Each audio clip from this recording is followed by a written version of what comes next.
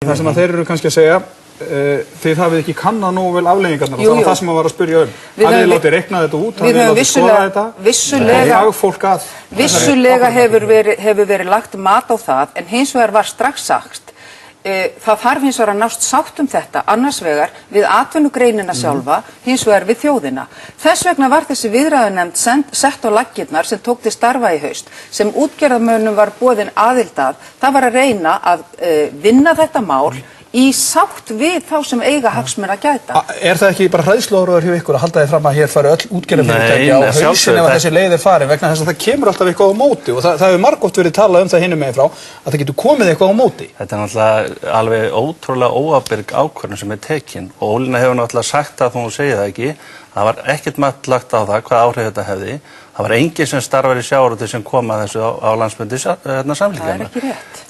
Síðan er það þannig að auðvitað hefum við látið gera úttekt á þessu, vandað úttekt og enginn hefur hakið hana sjálfsög ekki og ég meina það þarf enga úttekt keypta sérfræðinga til þess vegna þess að allir sem starfa í sjávarútvegi og reka þessi fyrirtæki vita hvað þetta þýðir og það er bara þannig ef við tökum dæmi til dæmis bara að venjulegu fólki okkur að ég væru teknar af okkur tekjurnar en við erum skilin eftir með skuldirnar og útgjöldin við þurfum að lifa að þá vita allir hvernig fer. Þetta er ekkit flókið og það er engin tilviljun að það er hvergi í heiminum sem þetta hefur verið gert með þessum hætti. Þannig að þetta er það sem við stöndum frammi fyrir. Við megum ekki láta þetta gerast.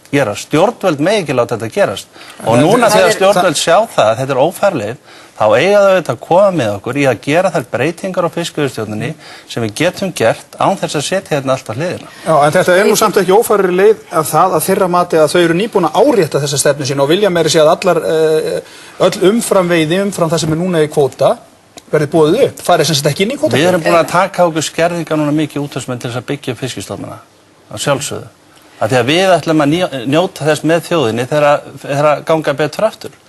Þannig að það þýðir ekki að koma núna og segja að þið megið taka skerðingar en þið fáið ekki aukninguna. Við höfum keypt veiðiheimildir eins og Ólína benti réttilega á hérna fyrir stórar fjárhæðir og sennilega við kannum það síðast þegar kannað þá erum 200 milljarðir í bókum félagana keyptar veiðiheimildir. Þetta verður að borga tilbaka, við höfum skyldur við lánardrottna. Þannig að þetta er bara mál sem að við verðum að komast út úr og því fyrir því betra. Atvinnugreinin er allir í uppnámi. Það er ágætt að Friðrik nefndi lánardrottna. Og við verðum að komast út úr þessu, við erum að hjálpa stjórnendur við þetta, þau eru komin í ófæru og þau verður að snúa við svo að með farist ekki. Kjarnin í þessu sá hvort að fyrirtækin lifi þetta af. Hann fullir að svo sé ekki. Fyrirtækin að sjálfsögðu lifa þetta.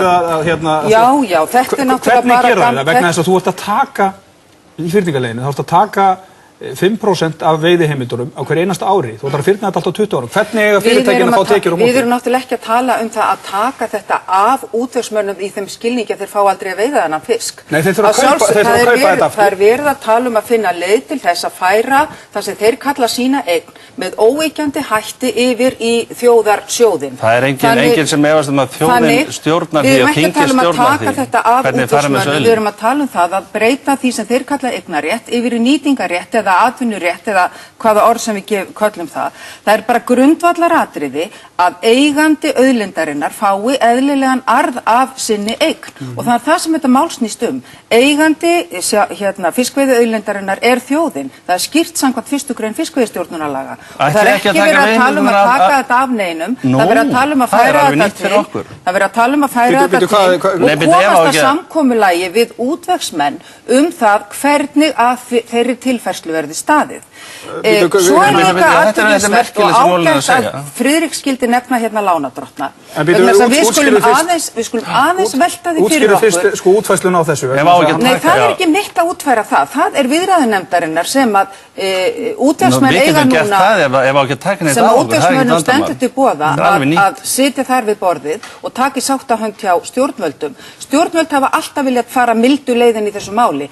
Stríðsyfirlýsingin kemur frá útvegsmönnum, ekki frá stjórnvöldum. Þá langar maður að spyrja ykkur... Þessum sömu mönnum og hafa skuldsett þessa grein upp í topp, nota fiskveiðiheimildirnar, veðsett þær, gert þær að stofni í erlendum skuldum, skuldastaða sjávarútvegsins núna á milli hvað, 600 og 900 milljarðar. Það ekki talað 500 milljarðar, en hérna... Það segja þeir, oft talað 500 milljarðar, og þetta náttúrulega svolítið höggstaður á ykkur, að skuldsetningin í greininni alveg yfirgengileg og hún ekki alltaf rökrétt. Já, við skulum, það auðvitað í sjávarútvegsins og annars staðar að menn hafa ákveðin aðeins hafa keypt og dýrt og fjárfest, menn keypti í bönkunum, alveg eins og ég átti í bönkunum, ég á ekkert í það núna, sem betur fer ekki minna skuldir.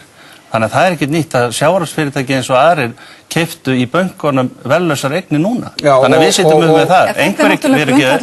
Einhverjir keyptu líka veiðiheimildir í bólunni of dýrt. Þeir sitjum með það. En það fólk á kannski ekki verðmæti sín öll að þakka kvóta sem að menn upphaflega var útlutað. Nei, ég meina það er eins og þú bentir á, það er búið að kaupa þessa veiðiheimildir meira með allar og sumir eru búin að kaupa meira en að hafa núna vegna þess að það hefur verið tekið að þeim.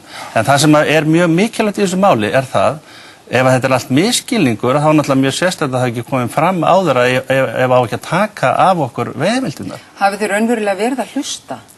Sjálfsögðu, þetta er alltaf alveg einstætt, en þetta er nú bara mjög gott, en getum við fengið þetta staðfest á samningunni? Ég er ekki sjávarútvegsráðherra og ég stýri ekki þessari viðræðunefnd. Ég er bara að tala um það sem hefur upphaflega verið hugmyndin með þessum breytingum er það að breyta því sem þeir kalla eignarétt yfir það sem við myndum kalla nýtingarétt. Nú langar mig að